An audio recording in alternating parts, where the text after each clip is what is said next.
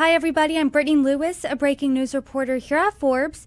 Joining me once again is former governor and RNC chair Marc Racicot. He is also the current chair of our Republican Legacy. Governor, thank you so much for joining me.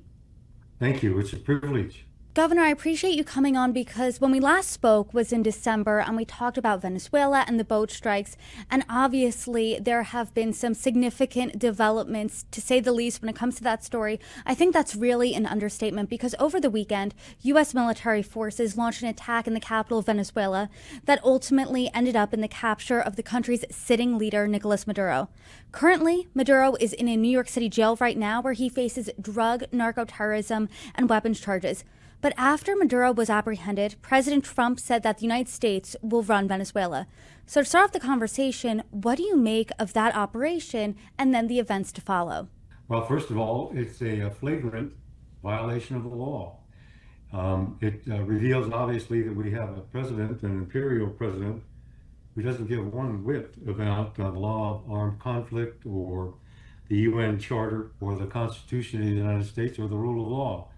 And as a consequence, we're in a position now where it's a very difficult thing to offend, obviously, because it is in violation of the law of war. I want to talk about the motivation a bit behind this attack because President Trump said Maduro was a dictator who helped operate a narco-terrorism campaign against the United States. But critics have said that this has nothing to do with drugs. It's all about oil or regime change or distraction from the Epstein files or high prices. Where do you sit in all of this? Well, the end of the day, of course, the allegations, the crimes that have been charged are incredibly serious, and they have incredibly horrible impacts upon individual people, whether in America or around the globe. But the means never, ever, at the end of the day, justifies the violation of the law. And as a matter of fact, it's just clear and plain. Even though Secretary Rubio referred to it as a law enforcement action, previously, you will recall, all of the bombings and vaporizing of those boats on the high seas were classified as an armed conflict. This suddenly, overnight, has changed into a law enforcement operation. Still, under those circumstances, under the treaties that we are members of and that we abide by, and under the law of armed conflict, it is illegal what it is that they did. And the fact that they may be able to hold somebody accountable, nonetheless, doesn't change the lawless nature of what it is that took place. To that point, then, who would hold the United States accountable if this is illegal? I mean, what does that really look like? Is there a chance that because you're saying this is illegal, that Maduro is then free to go back to Venezuela? Well, it's so hard to guess about all of these things, Brittany, and frankly, I don't anticipate that that's a reasonable possibility. At the end of the day, he's in U.S. custody. Whether legally or unlawfully. And as a consequence of that, the trial, I'm sure, will proceed. But at the end of the day, too, the violations of all of these laws and the willingness to utilize any means in order to justify an end is a substantial, I think, refusal to abide by the applicable law. And as a consequence of that, we're in a situation where you mentioned, I think at least hinted, that what's to prevent this same thing from happening in the United States or in Greenland or in Canada or in Colombia, where he's actually promised further action, or going back into Venezuela. It's the lawless nature of the order of things in the world that we're talking about here, and a moral code that the president is obliged to abide by. The United States Constitution points out that, in fact, the president has an obligation to make certain that treaties are properly enforced. And under the treaty, which we would call the operation with the UN Charter, he's obliged to make certain that that is applied and that he observes it as president of the United States. And he has flagrantly violated it. And as a consequence, we have to try and do what we can with the things that are faced in front of us now.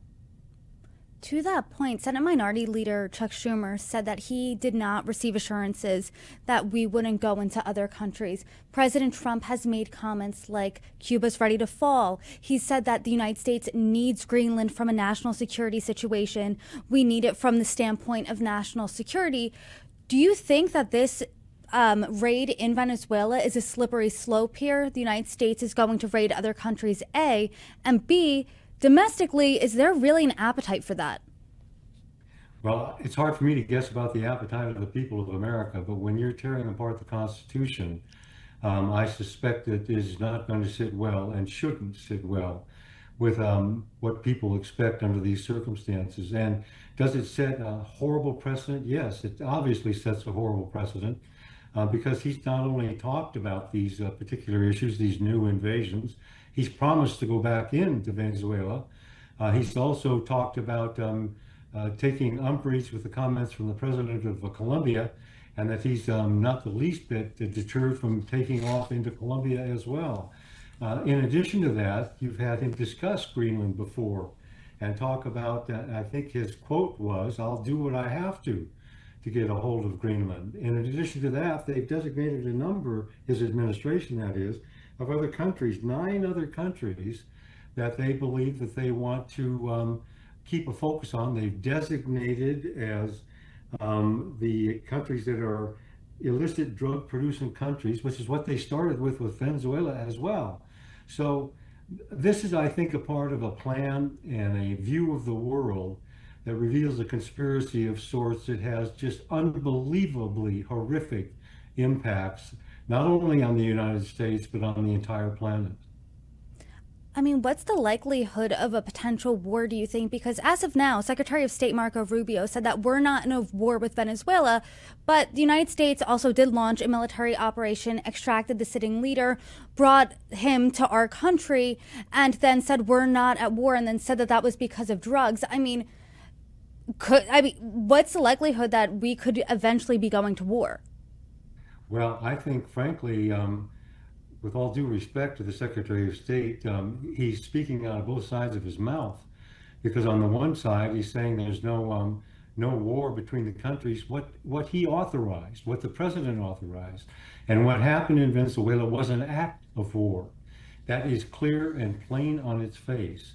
In addition to that, his representation, his attempted representation to reflect this as a law enforcement operation is simply unbelievable when you think about it. For instance, there were 150 aircraft that were involved in this particular attack, launched from 20 bases. In addition to that, those aircraft, there are 15,000 troops and sailors and Marines sitting in the Caribbean waiting for any kind of additional difficulty. They fired off air-to-surface missiles, cruise missiles. The fighter jets were involved, the bombers, the drones. So this is a law enforcement operation? I mean, how foolish does he think we are? So at the end of the day, when he says we're not at war, in fact, they committed an act of war. And as a consequence, we have to face the consequences. And it does seem like there seems to be mixed messaging when it comes to the involvement of U.S. forces, because after President Trump announced that this raid was complete, he said, we're not afraid of boots on the ground. But then a few days later this week, Speaker Mike Johnson said this is not a regime change. This is a demand for a change of behavior by a regime. He also added this: we don't expect troops on the ground. We don't expect direct involvement in any other way beyond just coercing the new interim government to get that going. I mean, if the plan is, according to President Trump, the United States is temporarily running Venezuela, how do you do that without troops on the ground? Well, that's a very good question. And frankly, he hasn't indicated any reticence about doing that. So he's talking about, in fact, becoming engaged in another act of war. And as a consequence of that, the entire order of nations and states and all of the efforts that have been made to create processes and procedures for not only the United States, but the entire world to bring about some sense of order and an ability to rely upon a code, a moral code of behavior, and to have trust in one another is virtually out the window. At the end of the day, there's ample evidence here, Brittany, in my view, that this is a part of a grotesquely large plan that the president has that dates back to when Puerto Rico, for instance, was involved with all of the hurricanes in 2017. And at that moment in time, he wanted to barter and see if we could get out of our obligations to a territory of the United States where there are 3 million American citizens that live, and trade them away for Greenland. So, I mean, this is a part of an epic effort to try and conquest all of these different places and to bring them into an order of behavior that he thinks is appropriate and that looks out for the best interest of the United States. And along the way, to trade money or blood for money with the sequestration of the assets of Venezuela and any other nations along the way. And a lot of people have been bringing up comparisons over the past couple of days to this and the situation in Iraq. And President Trump, he reportedly said this to MSNBC's Joe Scarborough, that the difference between Iraq and this is that Bush didn't keep the oil. We're going to keep the oil. What do you make of that? I think it's outrageous. And it's again, I think, reflective of his illegal behavior. He has not the slightest bit of concern for the law, for his constitutional duties, for the rule of law upon which our entire democracy is based. That's the operative principle of our Constitution, in our way of life, in our democracy, our republic. And he doesn't give one whit about those things. He's more interested in putting things in a position that benefit the wealthy that are involved in addressing the natural resources of other countries, and about bringing them to heel to his particular brand of procedure and process that he feels is appropriate for other nations to engage in. So this madness, this is sheer madness, what he's talking about doing. It's virtually a world war, potentially, that impacts so many countries and areas, it's hard to even imagine. Aside from the details of the actual operation that resulted in the capture of Maduro, arguably one of the most shocking things President Trump said during that press conference was that the United States is running Venezuela. There's not any timelines or anything like that. It doesn't seem like there is a regimented plan here. And he said we're doing it until we can do a safe, proper, and judicious transition. In your view, what is the plan here? Well, I don't think there is one. I mean, you just recited the litany of indications that they don't have their ducks in a row at all when it comes to trying to figure out what happens next. Colin Powell once mentioned that if you break something, you own it. And as a consequence of that, I think what we're going to find out over these next months and probably years is that an extraordinary amount of matters of strife and difficulty and anguish are going to be a part of what takes place in all of these countries that he intends to invade. And at the end of the day, that I think threatens the entire planet with the ability to maintain peace and harmony, and to expect everything to stay focused on those imperatives that are important for each of those nation states. And people who have supported President Trump and this operation have said, well, look at the people of Venezuela. They are cheering in the streets. They are cheering worldwide because this dictator is no longer ruling the country. Do you think that there's a happily ever after here for Venezuela in the long term? Is there going to be a democracy? I mean, what really does that look like? Well, first of all, I think these people that are making those statements, Trump, Rubio, Hegseth, they're pumped up on adrenaline over things that they were engaged in over the weekend, the devastation that they somehow take some degree of satisfaction with, which is an unbelievable tragedy all by itself.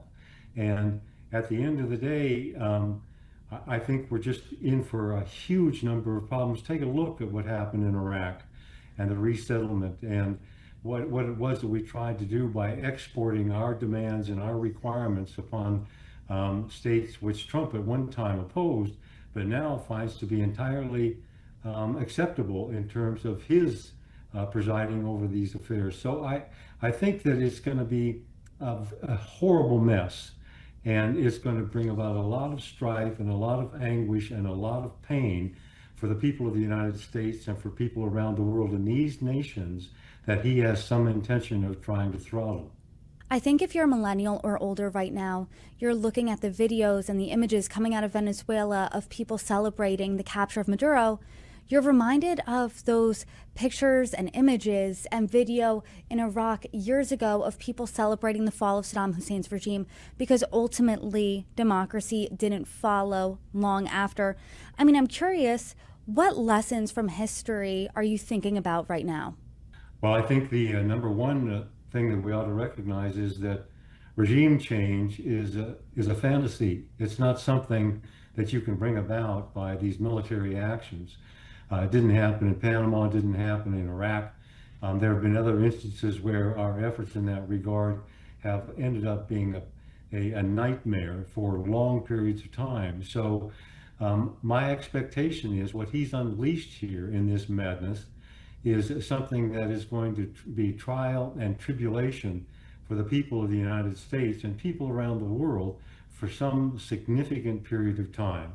It just demonstrates how inept and incapable he is of doing the right thing for the right reasons and of just simply observing the law. I mean, the law means nothing to him. And of course, he's been accorded some immunity from the kinds of sanctions that would otherwise be imposed by the United States Supreme Court. So it's a difficult set of circumstances. And unless the American people stand up and do something about this in concert and in wide numbers, we're going to see nothing but tragedy over the course of these great many years in the future. In addition to that, and this may hit a particular target close to home, is that those people who are involved as the titans of industry, who control the financial world in the United States and who take some I mean, the market goes up yesterday. We have people who are now salivating over the oils owned by Venezuela with some vague complaint that they were taken away when 25 years ago. And these are people interested more in money than they are in doing things properly according to the rule of law. There's going to be prices to pay for all of that. And anybody that doesn't think that this guy is willing to do this should see, just over the course of the last months since September 2nd until now, that he's willing to do anything to impose his will as a tyrant of some great historic significance upon the people of this country and of other countries around the world. Well, we are continuing to monitor the situation, look at all the developments, and I hope that as we do, you can come back on and join us and break them down. Governor, I appreciate you coming on. I always look forward to our conversations. Thanks for the time. Thank you so much. Take care, Brittany.